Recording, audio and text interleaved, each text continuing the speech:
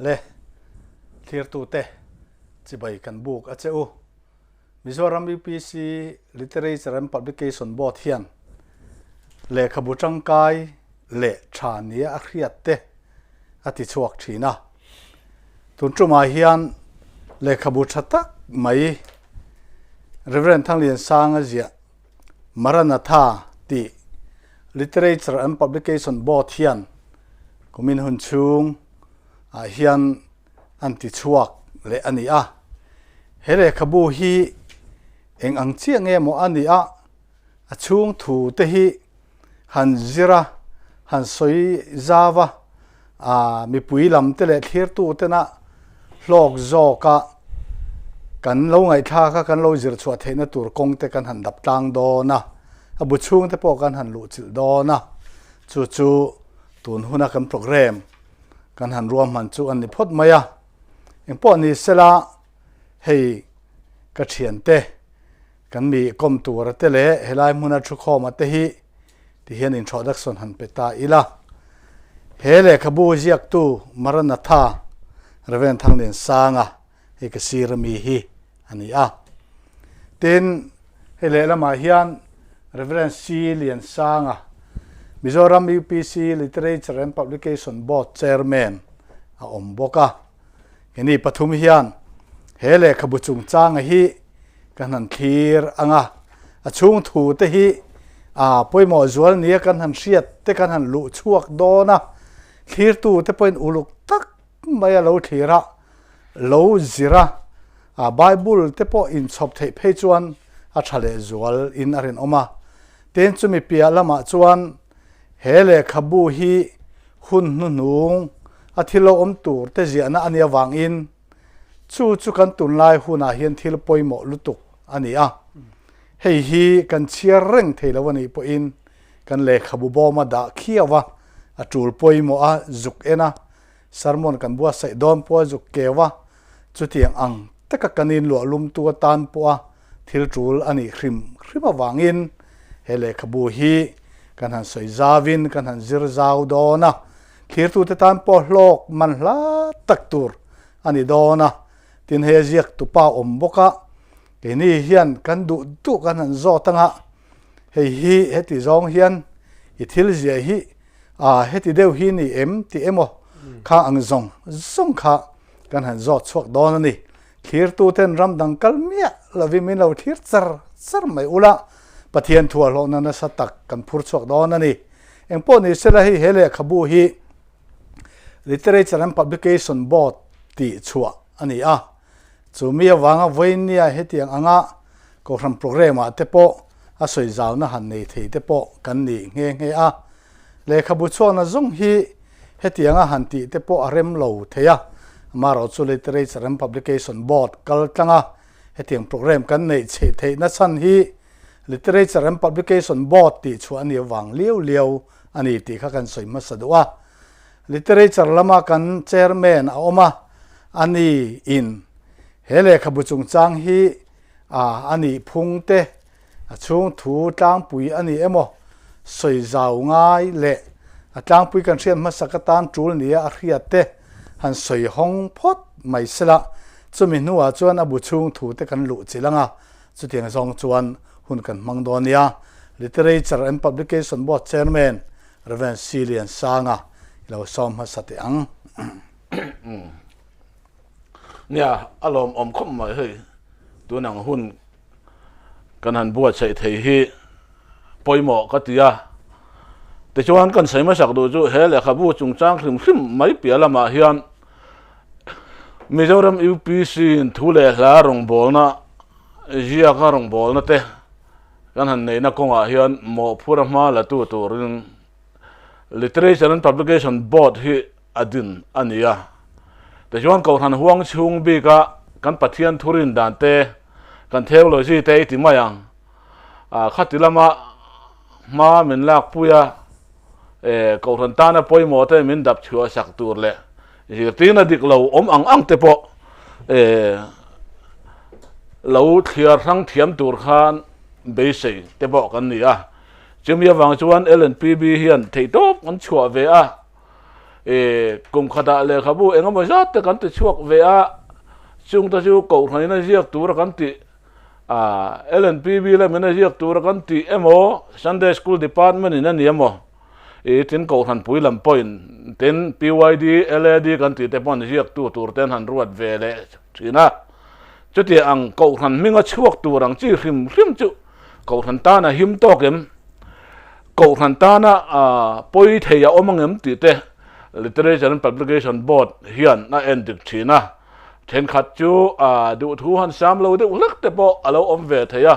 chuang te chu kan han siam thattir chang a oma changin kan ti chua tak ri lo te po om boka maro chu ko than ho kon kal sel na turata na tun lai a jitin rong sang alo om thina wang hian ko than mi tang kai ten Lehkhabu te non bua sai te tlang pui thua chuan chua sel thei hi kan duwa ko than ta na tang kai tur ni kha chuanin voi le khada ahlok na tel thut thut lo ma ila nakin zela ta na ko than ho malang na tura him do na kam siat kha chuan kha ti chua dang kan ngai tua thina tun tu ma po hian hei Maranatha ti Lehkhabu pasar Thangliansanga na ran buat sai theya Literature and Publication Board endik ania uluk takin kan du dan chuan heng ang hian midang te po hian ron ti sel sela Lehkhabu eng po ran buat sai sela ko han huang chung ani mo ko han chan chin a tel do ne mo rong bol tu chan chin a tel do ne mo ko han mi puya min be seina a le tu re mo a sir tu re mo min be seina om do na ni chuan literature na endik sel hi a him o mangeti te po rilruwa alo omani ti midang dang ina an zia ka an du dan da na an lo ti chua hi kanin khap ngot thei lo na ko than ta na a him lo hian thil poi jok ala then kan hlau deuh wang hian Literature and Publication Board chuan khati lama han na sadakin tran kan la ve ani chu ani walin ton tuma po hian hei tun la ya jirtin da chu sang sai fiana itimayang le ko khanina kan pom dan te kan local pui to dan te chatak main pa sa Thangliansanga na ron ziaka bu po hei cha lo na kan ku chuaga chuan quality po hi thave asang ve ko bin ka ria hei nung lam ate comment eng mote po om ve abu ming po hi tu mai na Lehkhabu ming an lam ngai lo nein kan ria chumi chu literature kan han ti chuak thei hi kan lom khop maya tin tun tuma Ziaktu kan han kom thei tu ra hi alom om le zuala chung thua hian engamo han sei je du te bo kan nei in karinga tin ngai thatu te ta na po ahlok kan be sei boka chumi wang chuan tun tuma hian chung thu te rem lai kan lu chilanga kan han sei ho don ania kan du chu Literature and Publication Board in uluk taka ngai tua ti chuatla ga aruat ngam ti chuatak ani wang hian ko than ta na tangkai tu ni in kan ria thei ram chuan ko than mi pui te le ko than mi ni lem lo huang pon lama mi te po lo ni sela min le sak sela han zir chiang ve se ko than in nga na te hi min pom sak thei do lo mon le ti te ri ruwa chuan kan thira kan ko than huang chunga phei chuan hei hi Literature and Publication Board chuan a him nia kan thria da wang kan chuatir kan chua ania chu hian le thein isormek ania ko than me pui lo ngai thatu kan omani poin kha lo in thil dar pa zel bokila a thange ti kha kan sei duwa chu literature na ma kan lang na le he mi Lehkhabu chung chang ke kan pen na chan pakhat po hi ani ve bok ani ti kha kan sei ma sak du chu ni ta ni ole along ome ke hi han sei vele taila Reverend H Lalrawnkima Mizoram EPC Media and Publicity Board chairman nilai me kani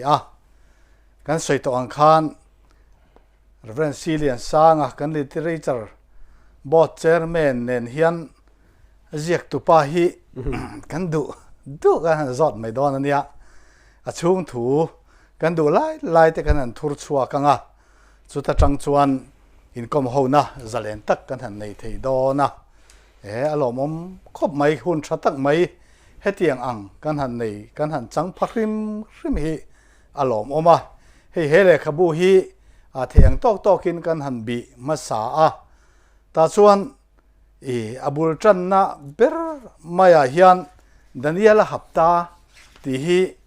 a in ziak ko maya chu daniela hapta chu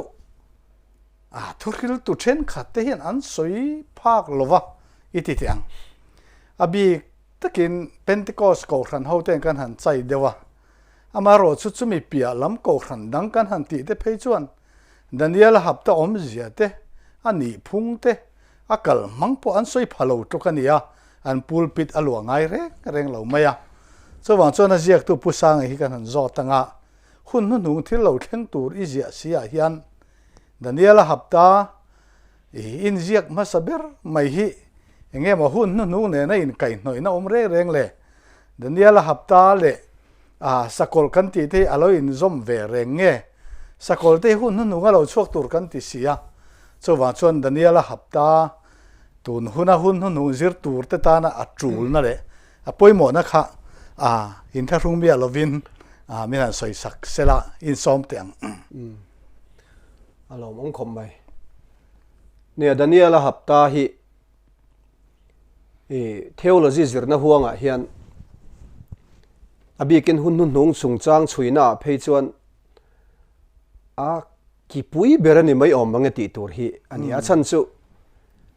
pathian hian atla chopin thil hi akal pui ngai lawa program set sa vek hun nung thil lo thleng tur zong hi hetia arem fel sa thar anga da hi ania chumi khai khom tu chu daniela hapta hi ni tani chawan chon daniela hapta ber khami ina azuk khiat fia lo chuan hun nung hi a fia thei lo renga daniela hapta mina chu dik to lo chuan hun nung kha a khiat dik thei lo reng ani ti hi kan soi ma sadua chu ta chuan hun nung a sakol kan ti nen po hian lak then thei reng lova thil in zom tlat ani ti taila ani ome daniela bung kwa chang som ni palia hian daniela hapta chu kan muta ta chuan ti hian kan mu kan chiar deu kher anga alo I trobula kha daniela bung kwa chang som ni le pali atang hian ti hian kan mu bo china tikin turte sualna ti top turte kholo na thian fai turte chatuan felna la lu turte in larna le thu hril lo ne na chin chia turte mun thiang limber chu hriak thi turte in imi te le kho pui thiang lim tan hapta som sari ruata ni atiani hei hi daniela hapta kan zukti hian ta hapta som sari chu kum hapta ani ti tamaila a detail chuan kan soi man lo nga ta hian a oma hapta som sari kan so hi kum hapta ani chu hapta som sari chu Israel ten hena lalpana pe an manatan chu hapta som sari chu block thumin intiteang pindan thumin a thlir ta a thlir dana chuan hapta sari le hapta som ruk pani le hapta khat ti in hapta som sari kha athen somani block khat na chu hapta sari ania block ni na chu ruk ni ania a block khat ne na chu hapta khat ani ti chon avain som sari lo ni ta hapta sari chu heta daniela bung kwa avek hian kan mu daniela bung kwa chang som ni panga chuan Jerusalem tungding le sathatura thupek achu atanga Jerusalem antun din hun chunga kha hapta sari ani chuan leirut le ko thler le leirut te ne na an siam hun chung le riak thi ati bo hun chung kha hapta somruk pani ani chung chu kan en let wang chon hun kal to ni ta hapta sari le ruk ni kha hun kal to ani ma se daniela bung kwa chang som ni pasari kan zuk en ta hapta khat atan mitam tak ni na thu thlung het takasia manga hapta chan ve chon in thoi ne le thil hlan te ti bangang ti triau tu cheten omna thachunga chuang ne lo kalang kha ruk hapta sari akal liam to ruk ni akal liam to hapta khat asoya ve tu ti triau tu lo lang don ta ni kha ti triau tu kha sakol kan ti hini ta sia chu hun nu nga mi tur khani ta ni ani na taka chon hapta sari le ruk ni hi chu hun nu nga ni lo ma se asom sari na tur tak hapta khat kha chu hun nu kan ti hina keng ta ni chu ta chun ti chiau tu sakol kan ti khalo lang don ta oh chumi chu kan lamang lo wani kan han ti na chana po ka hapta saria chun Jerusalem an tung ding to ruk nia khiak thi amesian ti bo to ti chuan hapta khat ti chiau tu lo lan huna kha ma ba ka om ta ni chu chumi na azu khiat chian nge kha nga ya wangin Daniel hapta hi subject poimo lu tu kania chui ngai khiat fia ngai khania wangin hun nu nong subject ka hian apoimo berti hialin kan da duwa hemi na khiat chian lo chuanin hun nu nong a fia tak thelo tin sakol kan tin en hian in thuizom tlatania wang kan ti chiau tu ka khoya nge lo la nang kan ti chon hapta saria ni lo ruknia po ni lo hapta khata zo ka lo lang don tlata chuwang chuan a hapta an man le tura kha i tuna hian mabakin la omta ni ti kha kan soi thei ta ni ani chu a fiata poni sela kha kan han ngai tha ka tang khan hapta som sari am pe phota som ruk le pakwa lo mang to a ti chu som sari mang se chuan khovel to phi om don bo chena ti kin sual na ti top ti zong kha kan han mu kha khovel hi top don ti top tai la amol zong in ma se som sari an man ma in som ruk pakwan mang mana hapta khat kha an lam man lo awangin chu hapta khat chu hun nga an man le tur ni in kha kan han ngai khata a chu apoimo na kan han zir chu kha ni ta enge pusanga han sei bel zak tur te kan nim kan sei lan ve du lai chu Daniel hapta kan han sei poimo viau lai hian anol pui chuan poimo na le trul na nei lem lo angai hi an om ve a tin gentel ram a gentel ko han hun ani to Daniel hapta chu Israel te tan ani eti te ngai da na tangin tun huna Daniel hapta boi pui kha atul to lem mon le keima ni thewa lali shu Christian ne na injom na ngedemo ama ne na kanin kara fel chuan ti mai kha ngai da ol samte nei hi an om ve ni chu wang chuan chiang le jual de lekin Daniel hapta hi tun huna nol mai thei ani lo da na kha a sei fia thei mo ti lai kha kan sei du chuan ni apoimo khom mai ko thanin kan mang don lo kan ti boxia Daniel hapta hian ma se ko thanin kan tui pui le mai boxia engwang nge ti hi toite ka chan du chu toite kan chan du da na chuan mei dil hi lali suan a chan chin min khil vak maya kha mei dil kha kan tor tur ni si lo kha enga tingela li suan min khil vak ite mayang chandam tur kan ni kan te bible share thin ho chuan ma se kan bible a hian mei dil chan chin min khil vak mai ni enga tinge mei dil chan chin kha min khil vak kan tor tur ni si lo ha kan ti chuan om zia chu mei dil chan chin kan khiat khan mei dil la ka chandam kan ni hlut na kha kan mu thei pha ta ni chu tiang che chuan hapta hi kan mang don lo kan ti lai hian hapta kan ti hapta khat chunga thil thleng tur great tribulation kan ti du da na rap thak lu tuk lo thleng tur ti chiau tu sakol alolan huna ti du da na rap thak tak lo thleng tur sakol ti du da na te chunglam atanga pathian thinur na lo tla tur khang zong chan chin kan khiat chiana ngai na chana chu khamila ka hum him kan ni lom om zia kan khiat nan khami kha kan tur don lawani ti kan zu khiat mai ni lawa kan tor lo tur thil rap thak zia kan khiat khan khamila ka hum him kan ni na khalom om na lo lang ta ni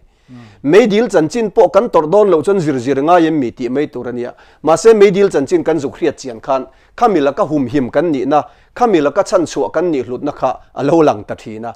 chuwa chon he Daniel hapta to ber kum sari kan ti great tribulation kan ti zuk tuar lo tura chan chu ani lom om zia kan zu khiat chian theinan he thili chu yangai ta tani chulai chu keima chon Daniel hapta chui tul em na ni pakhata ka nga ya ole alom Daniel hapta khatan man le tura sakola che dona wangin chu chan chin a chu kan lo khil lok kan lo zir lok ngai boka kan lo khiat fi ngai bok ti kha kan han zir chuak ta a sakol te kha kan han soi ta nur maya kha ka om na bial pakhata sakol te chu pu huana na vula lom ti mai maya kan bo kho maya chu phei chu ko ran dang te zo na an ni sakol hi enge ni ni renga ram sang nge ni khoi tanga lo chuak tur nge thu puana te hen lo ziak cham chi mai bok sia tin tun lai huna zirtir na mak deuh mai adar te hi sakol niang UID te hi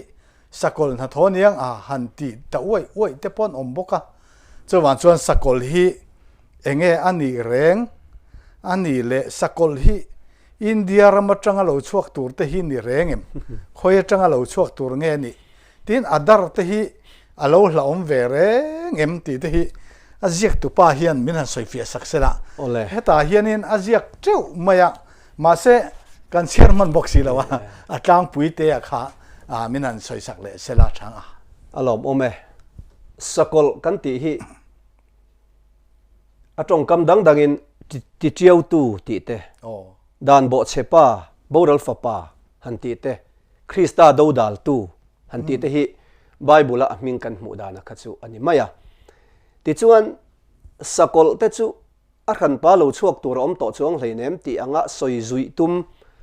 ahun laya rom sarkar ring tu ti du da thin tu ka sakol ti mayania tun nuwa lo chuak le tur om chuang lo ti ang deuh te po hi ngai tu na a om thina ma se alo la chuak le ngai dona sakol hi kan soi ma sak du chu ring tu te ron mar tar tir tu tur ring tu te ron ti du da tu tur adin lo na tur mun thiang limaron ding tur rakha alaron chuak ngai dona chu mi hring anianga mi hring dik tak anianga a power do powerful lu tu kin lo chuak dona then kat phei chuan pathian anganga ya anzui turani chuti khop chuan adin mun hi aturu dona alo chuana tur ram hi tu na Europe khomol pui kan ti ram khoni iti top te ang chumi kan soingam na chana chu he sakol lo chuak tur hi Daniel abung sari kan en chuan Daniel khan in larna lo muloka in larna lo mulok dana chuan tuipui atangin sadang lam tak tak palian lo chuaka tia sapakhat na chu sakei bak nei angani anti sapani na chu savom angani atia sapathum na chu keite angani atia sapali na chu atita ni sapali na chu adang lambi ka ki so mania ti dekhan ki so mania atia Daniel chuan sapakhat na te sapani na te sapathum na te ka chu akhe thiam ni turania sapali na ka zot fal ta bi ka ti ani aron khilfia na chuan sapakhat na chu Babylon sarkar sapani na chu Medo-Persia sarkar sapathum na chu Greek sarkar sapali na dang lambi ka ti kha Greek sarkar ron titlom to Rom sarkar khani tatlat mai ni ti chuan ki soma neya ki soma tang chuan kite takte pakhat lo chora chu chuan chungdung berami thiang hlim te ron beita atiani ti chuan khami ki soma tanga kite takte pakhat lo chor chuak kha Daniel abung sari chang som ni le palia chuna ron khil fia ta a he ramatang hian lalram som an lo la chuakanga kha he ram ati kha chu rom sarkar kha rom sarkar atang kan lalram som an lo la chuakanga chumi zinga tang chuan lalram pakhat ron choranga chu chu sakol tur chu ni don ta ni ti kha Daniel abung sari tang hian fia takin kan zung mota a anta chuan kan lo po chat lok chenga sakol tur chu mi hring itita chu ko khan ho tu nge nianga sarkar ho tu nge niang ti lai te kha ko khan ho tu ni lawin sarkar ho tu ania sarkar twin ron chuakang sarkar atangin aron chuna tur sarkar po rom sarkar chu tu na Europe kan ti khoni don so den chon Europe ramatang lo tan sakola chuak don lo ni chi nei soi tak sok India ram te lam kha chu alal tuk a qualified lo rima achan chu he ramatang hian lal ram soman lo chuakang ati kha he ram ati kha India ni lawa Europe khonia ka ahun lai chon rom sarkar khani maya chu wan chon rom sarkar tu na Europe kan ti tak ramatang lo khu chuan sakol kan ti he lo chuak don lo India hi engti kong ma in sakol ani don lo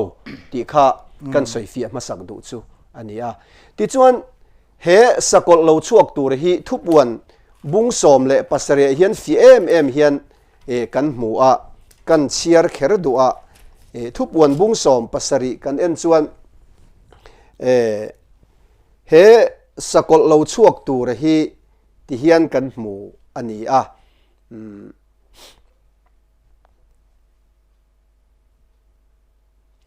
tin ki som i mu te kha lal som ram la nei lo te an nia darkar khat chung ero chu sakol nen thu nei na an la changang atia chang ria ta hian sakol I mu kha a om to zeta anti photani a om le talova leilo ta train lo chuak chawanga boral na alo kalang sakol lo chuak tur kan ti hi ma na kol to a tu na kol talova aron kol le don ani chu chu ti ni chon India hi ma na sakol ani to em ti taila la ni ngai na lo topa sakol lo chuak tur candidate poimo chu ma na kol to ngai kol le talova ni angai chu ti ni chon rom sarkar kha khan ta mai ni chu rom sarkar chu ma na Christian ti du da tu ni to a ma se chu rom sarkar chu Christian rama lawin let ta veka a kol talova ma se kha aron kol le don chu tin chen tu na Europe ram khu ani nge nge ngai ma na Europe ram khu Christian te tan alo kol to a tu na Christian rama lawin le tak vena kol tari lova khu ngai khoron kol le don ani chu wan chen India ram te a ma na vala la kol mi lo re reng ka chu kol thei lo chu wan chen India ram te kha chu sakol kan ti hian akok lo re reng ti kha pakhat na zo na pakhat na tang kan san du na ni sela khami khefia du chuan hele khabu tang hian chian tur khani tamaya chuan adar kan ti te sakol chin chiana ani lo dan ka soi do a zo na khana tel tho tel kha kha poimo ru tuk tat adar kan ti chu kan mit no te thla an la a kan kut zung pui thlan la boka chu computer an da thata ni om zia chu keima nia tangin ahlim thla an la chuak ahlim thla an la chau adara chuan sakol chin chia na ve thung ro chu alo chho huna chuan kan pian puya kan nei ngai lo min ron pek belang adang ta dei ni kan pian puya kan nei mi lo kho kan taksan da belang entir nan kho chak lam tangin bo man ron khal thadu adu amaya kho chak lama bong an ron khal thak du hian han en chiang ma ela akhela emo akhoi molaya hian kha bong nei tu minglam toy te khan da thin ani ti khan anei tu hiat ta thin bong ina apian pui kha bong chin chian ani theilo bong ina apian pui mi alo anei tu pa chin chian khan da bel khan kha bong kha tu ta nge ti chiang ta ni chu tiang che chang kan pian chua pui atanga kan nei lok ni reng lo hi ani sakol chun ron da bel don adar ve chu kan pian chu pui thalak an lak khani ta chawa entidan soi tai la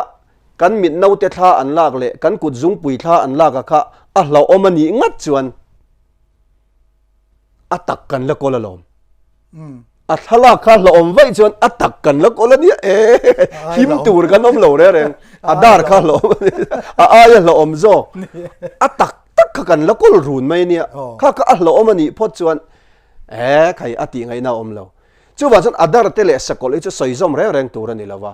sakol chin chiana aron lan huna chuan six trayo hi atak takan ron mang don ani po in engamoti in kan taksa hian kan pian pui ni lo hian ron da bel don adar chu kan pian pui sa an la chawani thilin ang lo to pani ti hi kan soifia du mai ni tin pakhat le chuan ato ber nang khata khan thil chin chia na reng hi atak aron chu nuwa a chin chia na zui chau tilaya kha antinan Adidas company achuaka Adidas chin chia na ina zui thin Mizorama Thlir soitaila State Bank of India hian chin chia na simple devan neya State Bank andin nuwa chawa chin chia na om Mizoram UPC din mai na chin chia na om ngai lo Mizoram UPC kan dinga chin chia na zui chau sakol chin chia na kan ti poi a sakola chuak photang sakol chuwa mai na chin chia na ron kalma savu vu don lo ti hiya chian turani chuwan chuan sakol la chuni china kan soi Daniela hapta khan ron lang chau don sia chuwan chuan a chin chia na kha a sakol ron lan ma in aron tong to chu vu vu theilo rang rang ti hi chu a chiang in ka ria thamuang a thakom mo khala kha han sei bel le han zo bel so na em pon ni lo mai thei boka ituna mi kan hang nei thak tak chia kha poimo ka lo ti lai pakhat chu atak mu tu re mo khoi thei tu re mo feel thei tu rang chi om si lo a chin sia na ringot om ma sak la ya kha alo fia khop ma ya amara chu tun la ya hian mitam takin sakol hei kan hlau thong ve ni an boi pui ve na samaya ke ni pentecost ko thana hi chuan kan tlem jo kan o ka te ko ran danga hian sakol ti du da na lau wanga ko ron chua san te bo hi kan khve deu nual maya chung ta chuan tu na kan ngai thak ta ang khan ration card te thleng poin sakol man ruan ni theya ngai na awang ten anan nual suata tin aadhaar card te po kan han ngai thak ta ang khan ania chung chu sakol chin chian na sakol number ne na in kung kai ni rian na wang khan anan du lo ania mà sẽ tụi nó có người thắc ta ở chỗ sakol tak om mà sẽ chin chian na ngon mai lo buổi buổi kha an ni ta tin na nia ni te chuan he sakol chung chang he chu kan sei du dan le kan pom dan te kan rian dan te in chen lo ma se la sakol he chu atamber ring tu in chal tamber he chuan om don aniang alo kal don alo theng don aniang ti kan ring ani ti lan na chu buổi pui tóc hi enga mo jat hi zo ra ma hian kan nei ve rim rim ma ya then khat ko khana ta han in la chuaka ma nia tal rang te tin ko khana tanga in la chuak mai po ni lawa khua ang jong po a khana din du na te tin ma ni om na mun han pem san te nge te po sei tur ting chuan lo om ve a khoi mala ya him big do na in rian na te oma chung ta chuan sakol an hlo hia chu an ti chiang mai ma se apoi mo la chu sakol chu khoi atanga lo chuak tur nge nia eng tin nge na tho do na eng tik huna lo om tur nge ti lai kha ngai tu na hian om tel hi apoi mo ve tlat mai ni na china khan kan ngai kha sakol ti du da na hi he daniel hatta chunga alo theng do na ni ti kan ngai thak rual khan chu sakol ti du dana rula chuan chunglama tanga pathian thin urna berbu leibuak a om tel tu thu kan ngai thabok ta chu sakol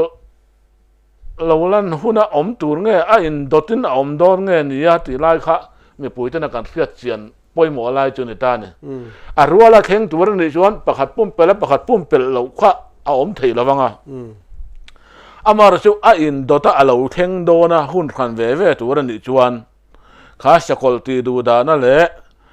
pathian thin urna berbu lo theng tur kha a rual ni lo a in dota lo theng tur ni chuan pakhat pum pela pakhat a him emo tuar emo khatiang kha a om thei donin alanga chuwang chuan khalai kha kan hlok le jual theina tur te pon anga sakol ti du da na kan hlau thon em hlom le kan in zir tir then khadina biruk san kan tum ruala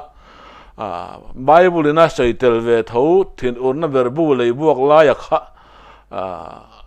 han sei fia le jol de chu athamai theya ruala ni don lo chuan sakol chau hlau kha om ji om thei mai ni ruala ni don ro chuan adana dang dei mai don khalai kha eng tin nge ni ngai dan kan nei khalai kha ti khanin I han soi zau le ta ila ti chuan zot ang zong in Ziaktu pa kan han zot le photanga khalai thu mang te pon ni bok khami be bom te pon ni bok nga a khir tu te khan lo thlir ran me ro ngai nom tu an soi char don ani hey ti hen kan soi belanga I chan ma in a fia the nan chan sin tha ma thai je bung som ni le pali chang som panga kan cher chuan hei helai po le khabu a izia ka khre om na satak great tribulation kha bung li na hen chuang wang mai ni chu tiang anga na sa reng chu le lung pian tir ata tun thengin om ngai lo om po om don hek lovani chu tiang ang khre om na sal tuk mai lo om tur achu hei a khre om tur zia te po le khabu a hian Bible te po kanan mu treu maya lir na satak ka nging tur te ni chu samul sai puan anga adum tur thu te kha thi sena san tur thu te thiar kar tin reng sonan om tur thu te pu ka te an bi ruk tur te le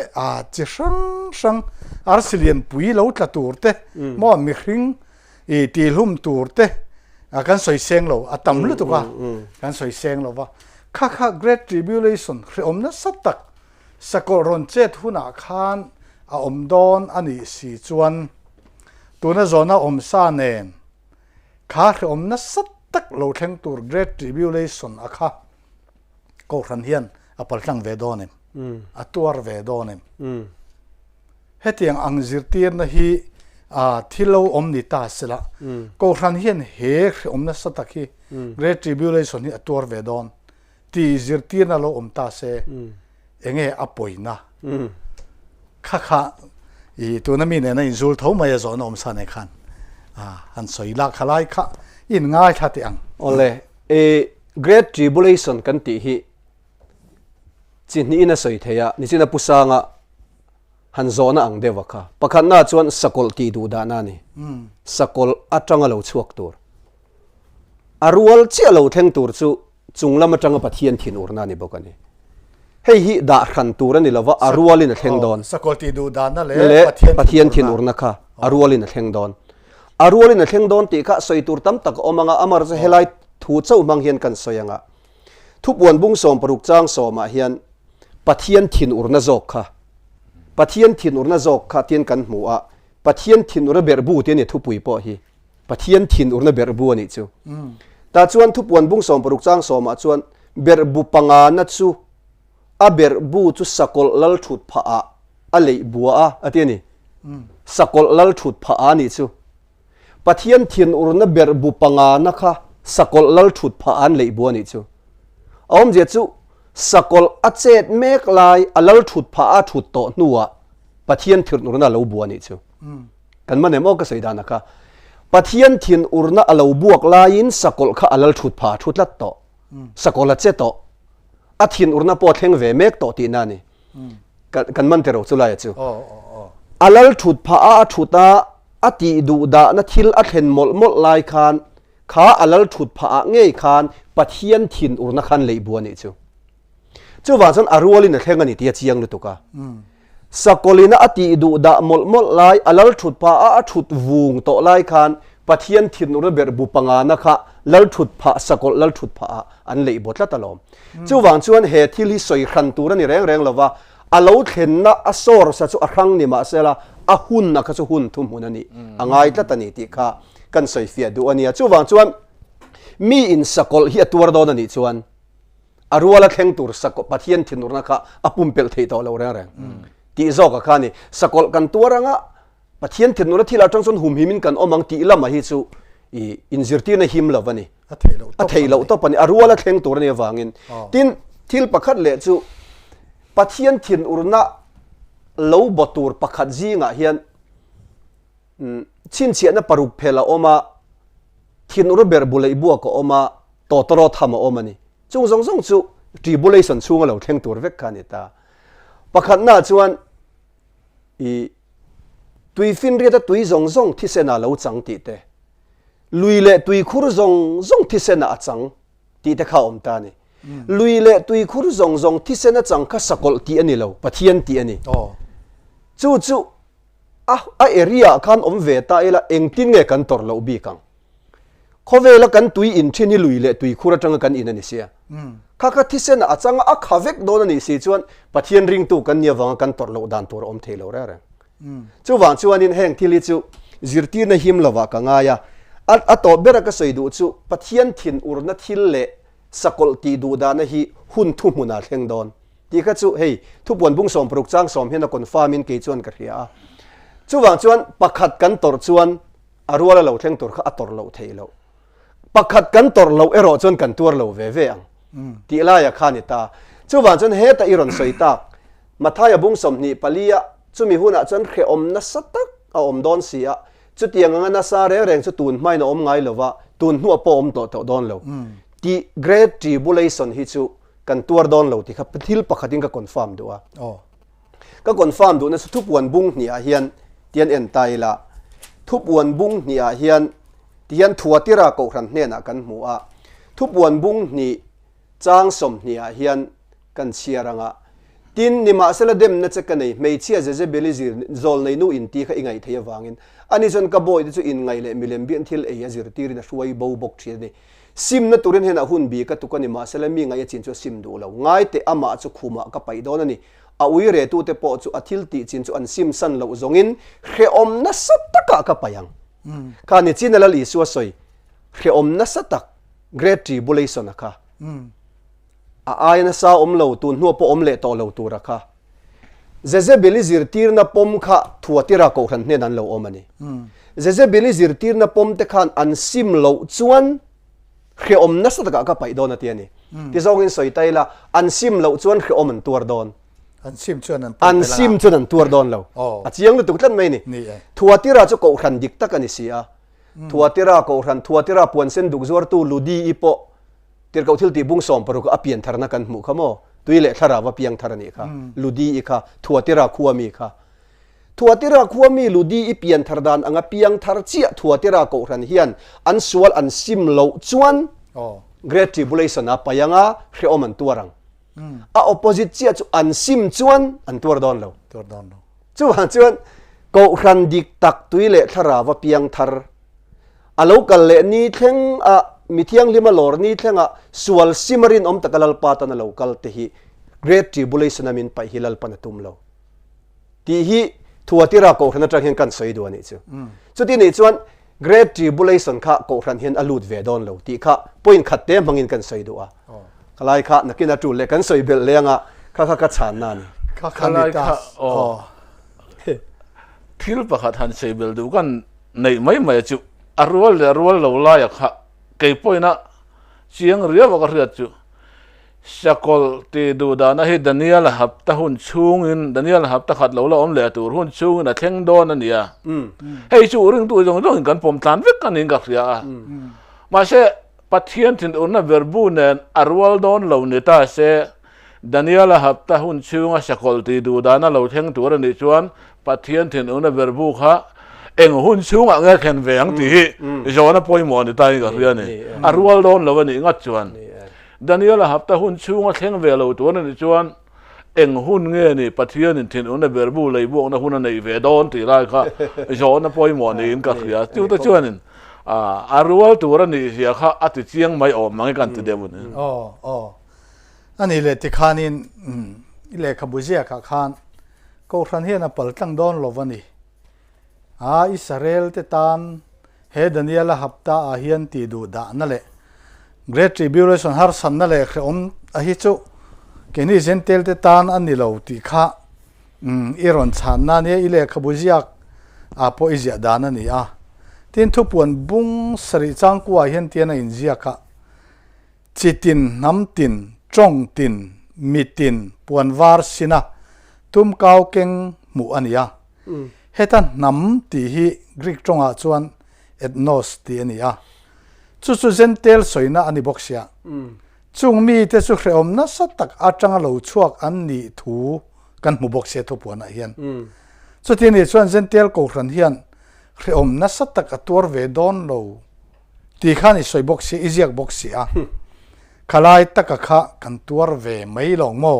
chitinami namtinami chongtinami ti om dua sia khan I khalai taka kha han soi zau lockdown na omem chitin namtin chongtin mitin puan var sinatum kau keng te kha hre om na satak tuar zawalo chuak ten nia khata chitin namtin ti kha et no sania chu zentel soina ni chu wan chuan hre om na satak tangaron chuaka hian zentel an telani chu wa jang ko thani na tuar ve lo theilo ti angani moi zo na nia tapon ka ziak fia thovin ka khia amara chutin toiteng kan soyanga I Daniel hapta kan ti great tribulation kan ti hi Israel te tramani kan ti hian zentel an piang thar thei to mi lo ti na ni lo hei hi mananga yani ru tel ve the ti entenan tu na ko khan hun kan ti po hi zentel tram kan tia Israel an khap reng hleinem amara chu anol pui atam zo ka khazentel kan ni awanga ni mai ni ani anta ka pejan Pentecost ni bultan tu te ka Israel ve kan zo kan lania ma se anol pui akha zentel kan ni wangin tin zentel min focus hun lai ni awangin tin soi te ang Israel tan ko nga khara ni mi alo tu na pon piang thar ve mek tho chu tiang che jon zentel Daniel hapta kan ti hi Israel tra mani kan ti hian anol pui akha Israel ni don ti na mai ani khami piria ta khan annam anga pian thar thei lo da na om chuang lo chumi confirm na kan nei chu thupwan bung som pali hi en taila a confirm na kan nei chu tu puan bung som pali chang ru ka hian tiang kan hmua hei bung som pali hi tribulation chunga ni to ni great tribulation sakol ron lan to nu ti du da na thlen bup bup to nu khanita chang ru ka tian kan hmua leya om te hne na le nam tin reng te chitin reng te trong tin reng te mitin reng te hne na tlang au pui tura chatuana chanchin thanei van tir ko dang van lai zola thlok ka hmua ti ni chu heta van lai zola van tir ko thlokina chanchin tha a khil tur a audience a zu khil tur tak mi pui te hi leya om te hne na nam tin reng te ati tak nam tin reng hi etnos ani ni china heta bung sari iron lak chu tak tribulation tuar zavaron suak etnos a chia khai hian ta ni chuti ni chon chatuana chanchin thanei van tir ko hian great tribulation kan ti daniela hapta chunga hian zentel te hna chanchin thala khil tlat chanchin tha a khil ani chuan a khil ateka pian thardan an le nei ni pian thardan nei mi alo te hna khan khilin om zia nei lo mo chu wan chan chatuana chanchin thanei van tir ko hian heta nam tin reng te hi chanchin thar hilanga piang thar pon omanga heng hian tribulation chon tuar chi abokang khang ho khathu puan bung saria ron so hi chu an ni don ta ni chu wan chuan a ko khran ni to lo a ko khran ni to lo ve chu mi mal ani to ang mi mal a chan chu kan soi du chu ko khran chu ecclesia nia ecclesia chu organize fel takani in organize na fel takani ko khran hi chu amara chu great tribulation chu nga chun engti kan in organize to ang ring tu te kha office te ne ya hruai tu te ne ya income pui te ko va budget te siam in organize ngai na om to lova a organize fel tak ecclesia ka chu lalpana la chho to a alak chho nuwa khan amal te tin an piang thar to nga in organize na ecclesia om to lova chu wa chuan heng hi chu nam tin ron piang thar tur an ti mi ka ni china thu puan bung sari iron lak chu atak hre om tuar zo ati te ka chu bung som palia van tir ko thu soya wanga zentel piang thar an nianga atam zok dai ka chu israel ni thau thau don a fe adike chu ta hian a ai chiang in la om ni kha zela ka atlang pui le enge mo chau hela ya mi kha kan han la chuak khan hi atuna kan han zo na tak po ai feel e zolin heta hian in ziak boka kan kha reta ile nge pusang khala khan han soi bel tur te kan nei le noven kan nei to lem lo wa engai me thala kha chi hun rei deu do ne ni hei kan hun te hi akal ve zela kan hun te po chep chho ve trana sakol kha kan han soi tanual maya chu alo lang don sakol aron che don ti de ka kan han soi tlang pui khan eta chu Bible hian khap tu om tin an zia ka sakol lo lan na khap tu hi enge muni te re le tun huna hian sakol hlau na te kan an khat ta box sine ten sakol hlau om je te po kan an je tir lob boka a sakol ber lo lan na khap tu ati ta ka kha enge ni ta le a khap tu hi chumi chu ni ti hi Bible a om mi alowa amara chu chiang ma kan khiat thei chu ko khanani kan ti to banga direct devin ko khanani ti ka soidu na chana chu Thessalonica thon ni na bung ni hi enta ila tian kan hmua chang ru ka tangin ama hun te chawa lo lan thina turin sakol khamo engin nge khap tu na in khe dan bo chian thuruk jon tu na po thok me kan sia ni ma sela lak bowa ma lo chuan tu na hian a khap tu om chu milak bo huna chon dan bo chepa cha lo lang to anga tiani takan soidu chu heta chiang lo lang chu bola te huna khan sakol lo lan na khap tu hi a om to ni tlat me na a khap tu hi tu na om ti tlat wangin bola te huna khan a khap tu hi khovela om to a chu mi a khap tu bola te hun po lo om to a chu eng tika emo lak bo vani don ti mai te khan Pola te huna khovela om reng to eng tike mo a khovela tangalak bo tur chu ko khran hi ni tlatalo mi tam tak chon khovela tangalak bo tur ti om lo lak bo wani mai ti hi an soi thina a chian na chu sakol lo lan na tur chu khovela lom sakol chu khovela alo lan don chuan chu khap tu omani box season a khap tu chu khovela om ti na a chiang lu tu an lak bo do jong khovel atang nan la bo don chu ti ni chuan tu na khovela om mek khovela om hlen tur ni si lo chu ko hran ani tlatani ko hran chu he khoveli kan khol jin naram mai ania philippi bung nia pe chuan ke ni zong van khole tui kan ni ti da ya khoveli chu kan mi khol naram chawania chu wan chuan khovela om mek khovela tanga lak bo tur chu ko hran ani lo na ka chu wan chuan ko hran hi ani chiang ti kha chiang ta a mo chu ni ta sela chu mi ka soi chian le du na chana chu ka soi chian du na pakhat point danga chu tiang kan soi na kina po zo na la om mai thaya tiang kan soi lok du chu thu thlung lui kan ti kha Israel tra mani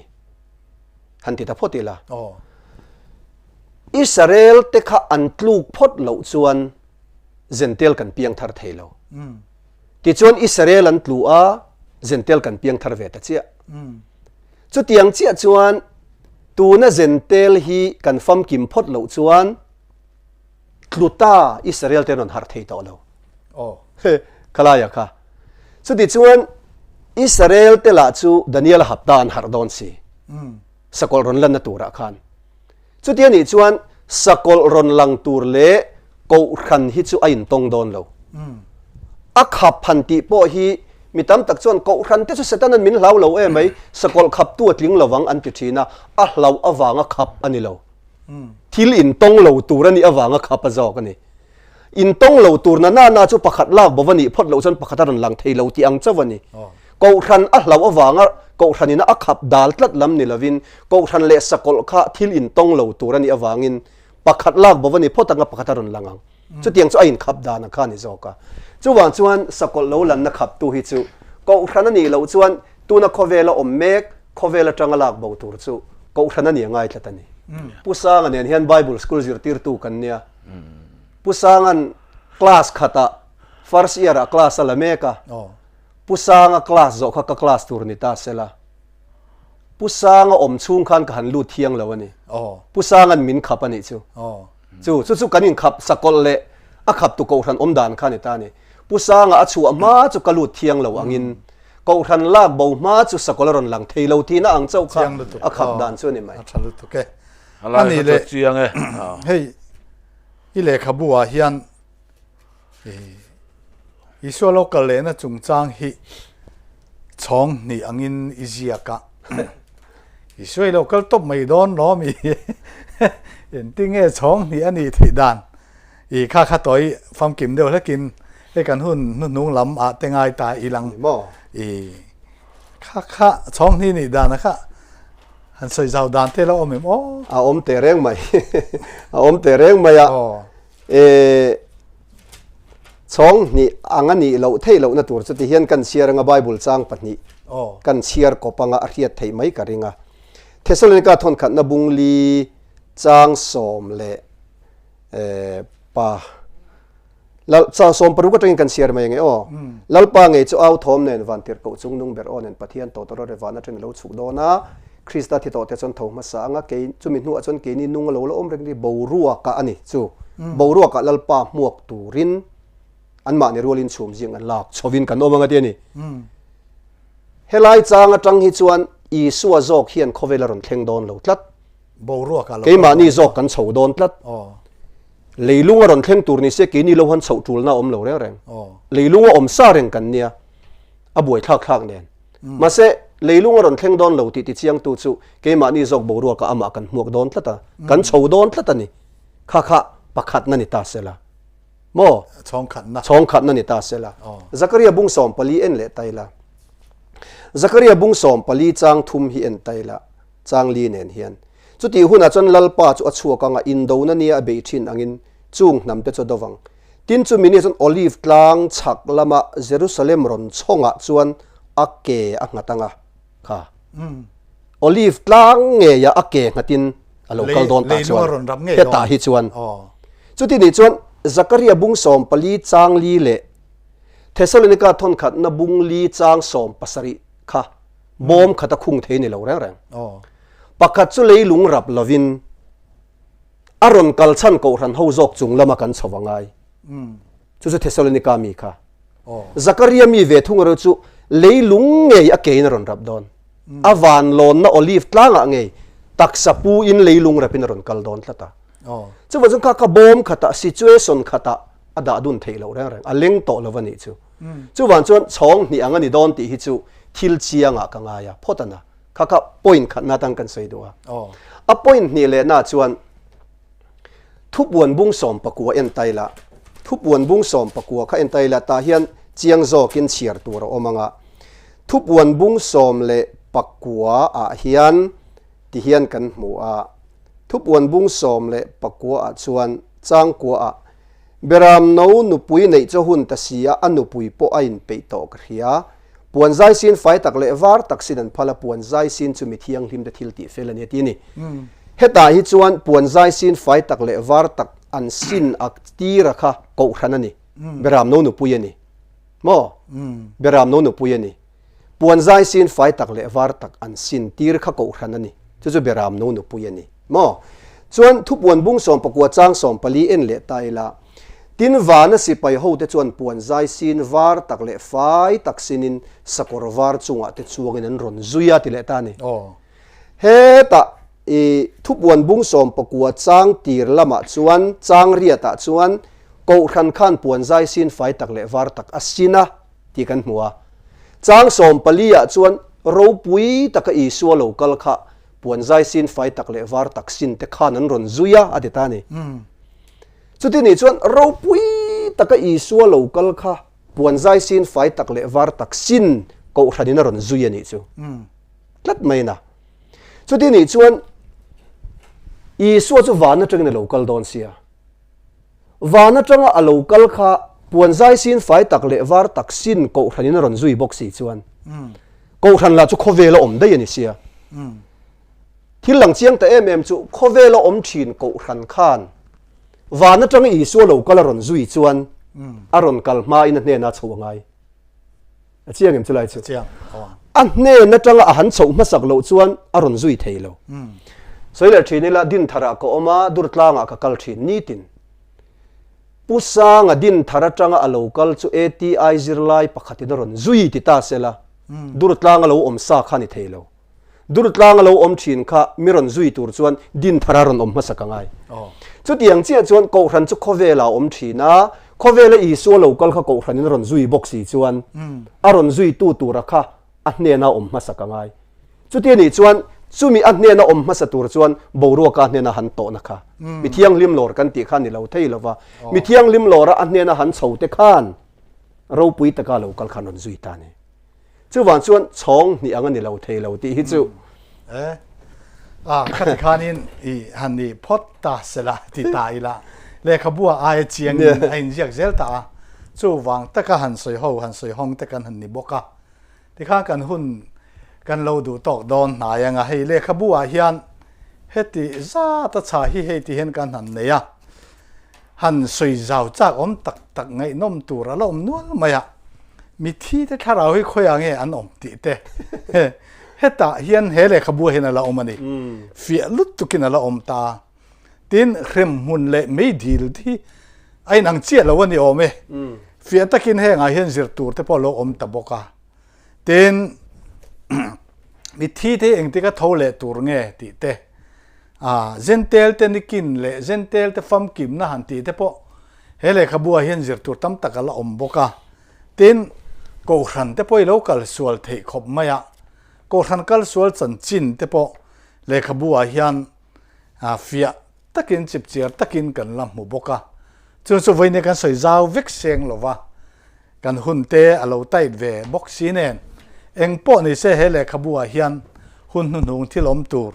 kan tharau chungchang aniamo mi thi te chungchang aniamo tin ko khan chungchang aniamo khovela thilo om tur he Lehkhabu hian fam kim taka achuana wangin Ziaktu pa khalai kan han kom na chuti khan kan du tok phot mayanga aya fiele ai zau zokin he Lehkhabu hian kan la chiar tura ngai ta ila a tha ange la thlir tu te chunga lom thu kan soyani lome